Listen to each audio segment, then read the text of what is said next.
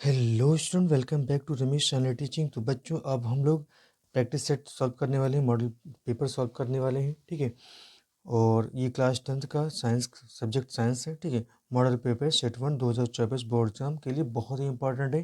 ठीक है, और इसमें जो साइंस का पेपर होता है इसमें ठीक है 2 पार्ट होते हैं। पहले खंड आ होता, खंड बा होता। खंड आ क्या होता? बहुविकल्पी। खंड बा क्या होता? वर्णनात्मक प्रश्न होता है। ठीक है, अब देखिए खंड आ बहुविकल्पी में 3 सेक्शन होते हैं, यानी उपखंड का, उपखंड खा, उपखंड गा। तो उपखंड का में क्या होता है? यहाँ पर फिजिक्स के क्वेश्चन होते हैं। उपखंड खा में क्या होता है? केमिस्ट्री के। उपखंड गा में क्या होता है? बायोलॉजी के प्रश्न पूछे जाते हैं। ठीक है, उपखंड का में 1 से लेकर क्वेश्चन नंबर 7, यानी 7 प्रश्न किसके होते हैं? उपखंड का, यानी फिजिक्स के प्रश्न होते हैं। और 8 से लेकर 13 तक किसके होते हैं? यानी 6 प्रश्न पूछे जाते हैं केमिस्ट्री के। और 14 से लेकर 20 तक ठीक है बायोलॉजी के प्रश्न पूछे जाते हैं एग्जाम में। ठीक है, तो खंड आ में देखेंगे पहला प्रश्न क्या है? दर्पण की फोकस दूरी f, दर्पण की फोकस दूरी f तथा वक्रता त्रिज्या के बीच संबंध होता है। तो जो दर्पण की फोकस दूरी होता है, ठीक है, ये वक्रता त्रिज्या का क्या होता है? आधा होता है। दर्पण की फोकस दूरी क्या है? वक्रता त्रिज्या का आधा होता है। यानी फोकस दूरी यानी f बराबर क्या लिखे होता है? यानी r/2। तो यहाँ से अगर हम r की वैल्यू फाइंड करें तो यानी 2f बराबर क्या हो जाएगा? r। ठीक है, 2f बराबर यहाँ से क्या हो जाएगा? r। ठीक है, तो यहाँ पर कौन सा ऑप्शन सही है? ठीक है, तो ऑप्शन हमारा क्या हो जाएगा? C is the correct option. Option C क्या है? करेक्ट है। ठीक है, क्वेश्चन नंबर सेकंड, प्रतिरोध का मात्रक होता है। ठीक है, तो यहाँ पर पहला ए, ठीक है, ओम। सेकंड ऑप्शन है ओम प्रति सेंटीमीटर। थर्ड है ओम सेंटीमीटर। डी है वोल्ट। ठीक है, जो प्रतिरोध का जो मात्रक होता है, ठीक है, प्रतिरोध का मात्रक क्या होता है? ओम। नेक्स्ट क्वेश्चन, तो क्वेश्चन नंबर थर्ड बच्चों, स्वस्थ आंखों के लिए स्पष्ट दृष्टि की न्यूनतम दूरी होती है, यानी स्पष्ट दृष्टि की न्यूनतम दूरी कितनी होती है? 25 सेंटीमीटर। तो देखिए यहाँ पे पहला ऑप्शन क्या है? कितना होता है? 25 सेंटीमीटर। ऑप्शन देखिए आपका क्या है? 25 मीटर दिया, तो ये गलत है। 2.5 सेंटीमीटर, 2.5 सेंटीमीटर, ये भी गलत है। ठीक है, 2.5 मीटर, ये भी गलत है। 25 सेंटीमीटर, तो स्पष्ट दृष्टि की न्यूनतम दूरी कितनी? 25 सेंटीमीटर से हमें एकदम स्पष्ट दिखाई देगा। ठीक है, स्वस्थ आँख के लिए, अगर उसमें कोई समस्या नहीं है तो। ठीक, तो हमारा ऑप्शन सी क्या है? करेक्ट। क्वेश्चन नंबर 4, चुंबकीय बल रेखाएं। ठीक है, अब चुंबकीय बल रेखाओं के संबंध में कौन सा यहाँ पर सही है ऑप्शन? ठीक है, सदैव समांतर होती हैं, तो कभी ये समांतर नहीं होती हैं। ठीक है, एक बिंदु पर मिलती हैं, नो। ठीक, एक बिंदु पर मिलती भी नहीं है। एक दूसरे को कभी नहीं काटती, हाँ यस, परस्पर काटते हैं। जो ये एक दूसरे को कभी नहीं काटते हैं, ये ऑप्शन क्या है हमारा? सही। चुंबकीय बल रेखाएं कभी एक दूसरे को काटती नहीं है। ओके, हमेशा कहाँ से निकलती हैं? उत्तरी ध्रुव से निकलती हैं और दक्षिण ध्रुव पे क्या होती हैं? प्रवेश करती हैं। ठीक, लेकिन एक ना ही समांतर होती, ना ही एक बिंदु पर मिलती हैं, ना ही कभी काटती हैं। बच्चों, अगला प्रश्न क्या है?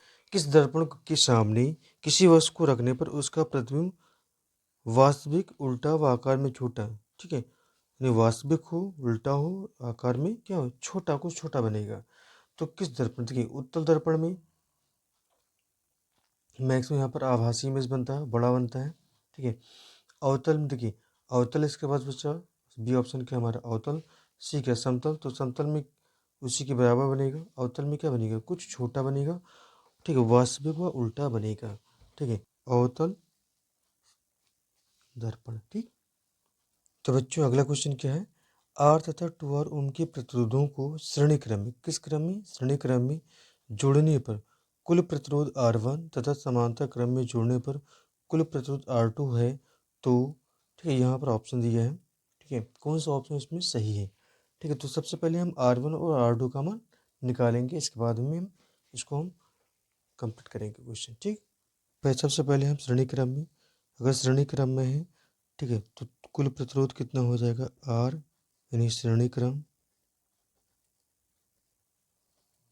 में, तो R1 बराबर जो यानी हो जाएगा आर प्लस 2 आर, यानी इसको हमें क्या कर देना है, ऐसे जोड़ देना है। ठीक है, तो यहाँ पर ये कितना आएगा 3 आर। R1 का मान कितना हो जाएगा, इनका तुल्य प्रतिरोध कितना हो जाएगा 3 आर। ठीक है, अब इसके बाद में समांतर क्रम, अगर यहाँ पर हम समांतर क्रम, ठीक है, समांतर क्रम, तो समांतर क्रम में क्या होता है, ठीक है, 1/, इनका तुल्य प्रतिरोध R2, तो 1/R2 बराबर 1/R प्लस 1/2R। ठीक, अब इनका हमें, ठीक है, इनको सिंप्लीफाई करना है। ठीक है, तो यहाँ पर देखिए बटे में है, तो इसका हमें एलसीएम निकालेंगे तो कितना आएगा 2R होगा।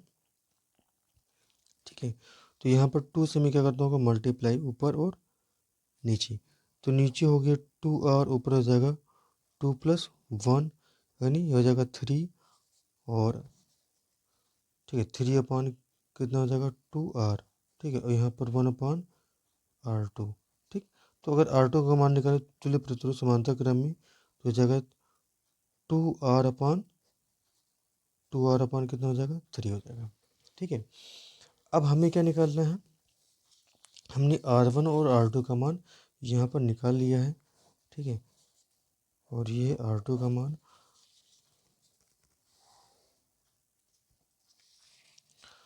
अब हमें इनका रेशियो निकालना है। ठीक है, अनुपात, तो अनुपात निकालेंगे हम देयरफॉर R1/R2। ठीक है, तो R1 की वैल्यू कितनी है यहाँ पर 3R, और R2 की वैल्यू कितनी है 2R/3। ठीक है, अब ये हमें 3R यहाँ पर, और इसको हमें क्या करते हैं उल्टा कर देना है, यहाँ पर हमें उल्टा करेंगे, मल्टीप्लाई लगाएंगे, मल्टीप्लाई का साइन 3/2R, जब बटे का बटे होता तो क्या होता, मैंने यहाँ पे क्रॉस मल्टीप्लाई लगा देंगे, इसके बाद उसको उल्टा कर देना। आर से क्या हो जाएगा, आर कट जाएगा, यहाँ पे 3 3 जा 9/2, और यहाँ पर R1/R2, उसको हमें ऐसे उतारना है। ठीक है, तो R1/R2 का मान कितना है 9/2।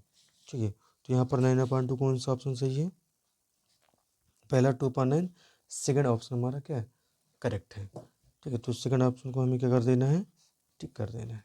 ठीक,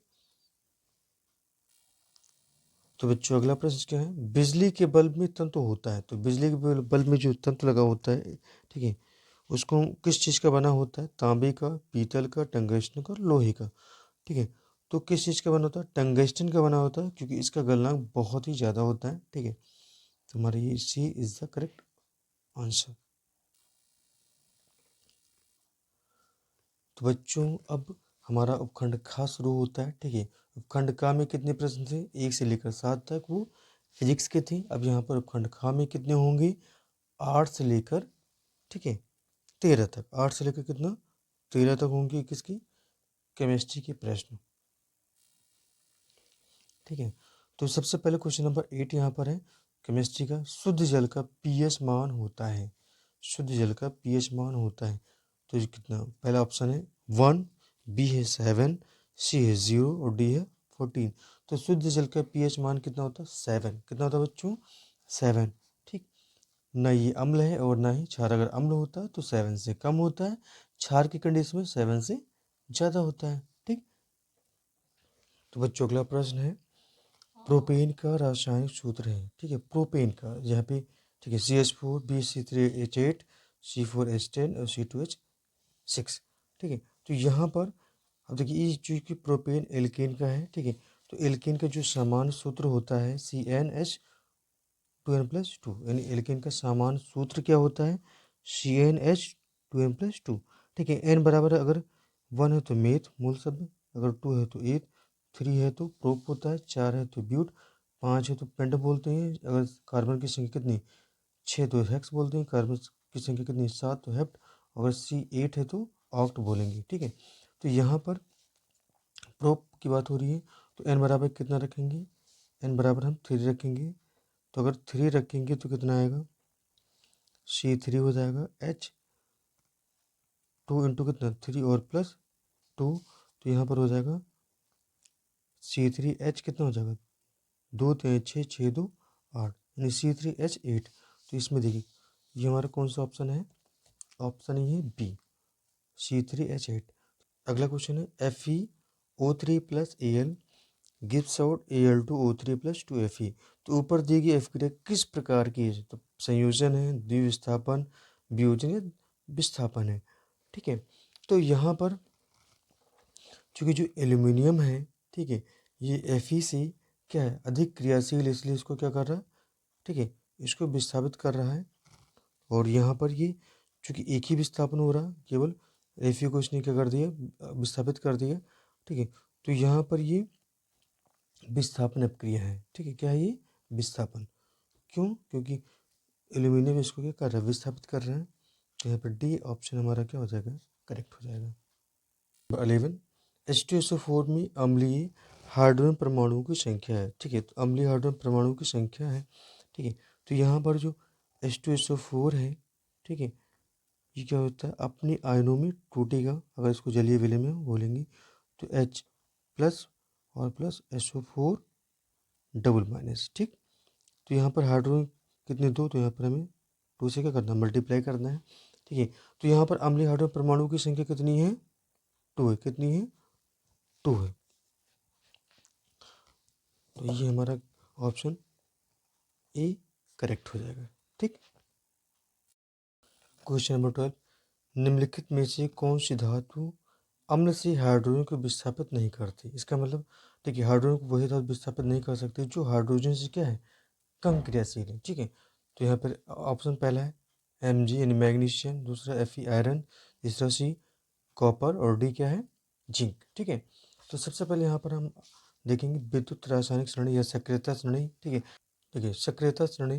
ठीक है, इसमें हाइड्रोजन हाइड्रोजन की अपेक्षा अधिक क्रियाशील, इसका मतलब जो तत्व हाइड्रोजन से क्या ऊपर है स्थित है। ठीक है, सक्रियता श्रेणी में वो हाइड्रोजन से अधिक क्रियाशील है, और जो तत्व हाइड्रोजन से कहाँ नीचे स्थित है वो हाइड्रोजन से क्या होंगे, कम क्रियाशील है। ठीक है, अब देखिए, तो हाइड्रोजन जो तत्व ऊपर है वो अधिक क्रियाशील है, इसका मतलब वो हाइड्रोजन को विस्थापित कर देते हैं। और जो तत्व नीचे हाइड्रोजन से वो कम क्रियाशील है, इसका मतलब वो हाइड्रोजन को विस्थापित नहीं कर पाएंगे। ठीक है, तो हमें नहीं वाला देखना है। तो देखिए, कॉपर, तो कॉपर विस्थापित नहीं कर सकता, Hg, मरकरी, Ag, ठीक है, सिल्वर और Au, गोल्ड। ठीक है, तो ये विस्थापित नहीं कर सकता क्योंकि हाइड्रोजन से कम क्रियाशील। तो ऑप्शन में मेरे पास क्या है, यहाँ पर कॉपर, यानी हाइड्रोजन से कम क्रियाशील कौन सा है, कॉपर। तो यहाँ पर सी इज द करेक्ट ऑप्शन हो जाएगा। ठीक है, तो हमारा आंसर क्या हो जाएगा, सी। ठीक है, हाइड्रोजन से क्या कम क्रियाशील है। ठीक है, बाकी हाइड्रोजन से अधिक क्रियाशील कौन कौन से, potassium, sodium, calcium, magnesium, aluminium, zinc, Fe, tin, ठीक है, और Pv यानी लेड। तो ये सारे ऊपर की जो धातु हैं, ठीक है, ये हाइड्रोजन से अधिक क्रियाशील हैं। तो ये तो विस्थापित कर देंगे, कौन सा नहीं विस्थापित कर पाएगा, जो इससे हाइड्रोजन से नीचे स्थित है। ठीक है, जैसे कॉपर नहीं कर सकता, Hg मरकरी नहीं कर सकता, Ag सिल्वर नहीं कर सकता विस्थापित, और Au क्या है, गोल्ड, गोल्ड भी नहीं कर सकता क्योंकि हाइड्रोजन से क्या है, कम क्रियाशील है। ठीक है, तो हमारा C is the correct option हो जाएगा।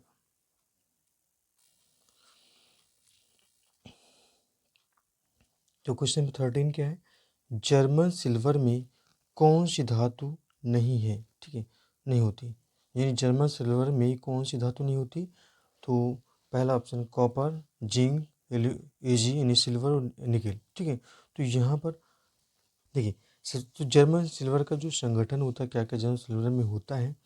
ठीक है, तो इसमें कॉपर कितना होता है जर्मन सिल्वर में, 50%, जिंक कितना होता है 35%, और 15% क्या होता है, निकिल। तो देखिए, कॉपर होता है, जिंक होता है, निकल, तो क्या नहीं होता है, एज यानी सिल्वर नहीं होता है। ठीक है, तो यहाँ पर सी इज द करेक्ट ऑप्शन हो जाएगा। तो बच्चों अगला उपखंड क्या है, इसमें बायोलॉजी के क्वेश्चन मिलेंगे। ठीक है, इसमें बायोलॉजी क्वेश्चन होते हैं 14 से लेकर कितने 20 क्वेश्चन होते हैं, 7 क्वेश्चन किसके बायोलॉजी के होते हैं। ठीक है,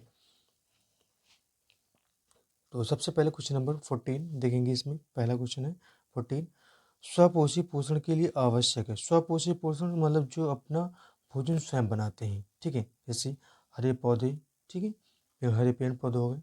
अब इसके लिए क्या क्या चाहिए, इसमें इसके लिए क्या आवश्यक है, कार्बन डाइऑक्साइड, जल, क्लोरोफिल, सूर्य का प्रकाश, उपरोक्त सभी। तो इसमें देखिए, कार्बन डाइऑक्साइड भी चाहिए, जल भी चाहिए, क्लोरोफिल भी चाहिए और सूर्य का प्रकाश। ठीक है, तो इसमें उपरोक्त सभी, तो इस हमारा कौन सा ऑप्शन सही हो जाएगा, डी उपरोक्त सभी।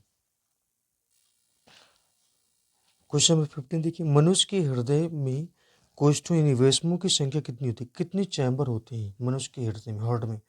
तो 4 होती हैं, 4 चैम्बर होती हैं, 4 कोष्ठ होती हैं, ठीक है। 1 2 3 4, तो ये हमारा 4 ही डी ऑप्शन क्या सही है। कितने कोष्ठ होते हैं? 4, ठीक। क्वेश्चन नंबर 16, पादपों में जाइलम का कार्य होता है। जो जाइलम वाहिकाएं होती हैं इनका क्या कार्य होता है? जल का संवहन करना, ठीक है। इसका क्या होता है? जल का संवहन। तो हमारा B is the correct option. Question number 17 है, ठीक है। मूत्र निर्माण होता है, तो जो मूत्र का निर्माण होता है कहाँ पर होता है? किडनी यानी ब्रिक में होता है, ठीक है। प्लीहा में होगा नहीं, यकृत में नहीं होता है, ठीक है, हार्ट में भी नहीं होता है, ब्रिक यानी किडनी। तो हमारा ऑप्शन क्या हो जाएगा? ए। किडनी में मूत्र का निर्माण होता है और, ठीक है, किडनी क्या करता है? ब्लड को प्योरीफाई भी करता है, ठीक। तो क्वेश्चन नंबर 18, प्राग कोश में होते हैं, ठीक है। प्राग कोश में क्या होते हैं? तो प्राग कोश में क्या होगा? प्रागकण होंगे, ठीक है। तो हमारा क्या है? ऑप्शन सी, ठीक, इज करेक्ट। क्वेश्चन नंबर 19, निम्न में से कौन मानव में मादा जनन तंत्र का भाग नहीं? निम्न में कौन, ठीक है, मानव में मादा जनन तंत्र का भाग नहीं? पहला है अंडाशय, गर्भाशय, शुक्रवाहिका और डिंब वाहिनी, ठीक है। तो इसमें देखिए अंडाशय, गर्भाशय, डिंब वाहिनी ये तो मादा जनन तंत्र के भाग हैं। इसमें जो शुक्रवाहिका ये पुरुष जनन तंत्र का भाग है, नर, ठीक है। तो ये नर का है, तो यहाँ पर हमारा C is the correct option. Question number 20, Mendel ने अपना प्रयोग निम्न में से किस पौधे पर किया था? तो किस पर किया था? मटर पर किया था, ठीक है। तो यहाँ पर पहला ऑप्शन हमारा क्या है? करेक्ट। तो बच्चों ये वीडियो आपको कैसा लगा कमेंट करके जरूर बताइए, ठीक है। और हम आपके लिए, ठीक है, मॉडल पेपर लाते रहेंगे, मैथ और साइंस का, दोनों सब्जेक्ट का, ठीक है। इसलिए आप, ठीक है, हमसे जुड़े रहेंगे तो आप अच्छे मार्क्स एग्जामिनेशन में ला सकते हैं। अगर आप हमारे चैनल पर नए हैं तो चैनल को लाइक, शेयर और सब्सक्राइब करें। Thanks for watching my videos.